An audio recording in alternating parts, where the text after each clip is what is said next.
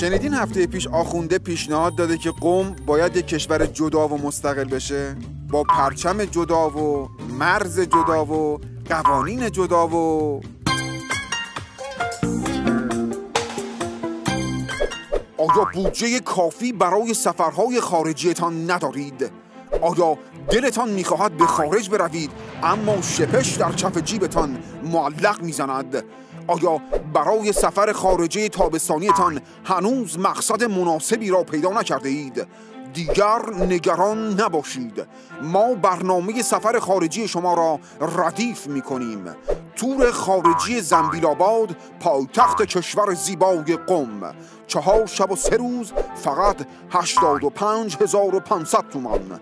با خطوط هوایی عمام ایرلاین به قم بروید، در سواحل رودخانه قم آفتاب بگیرید و در دریاچه نمک غرق شوید.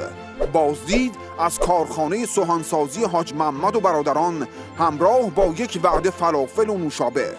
بازدید از حیات وحش حوزه‌های علمیه و دیدن موزه آثار باستانی آخوندهای بالای 80 و 90 سال.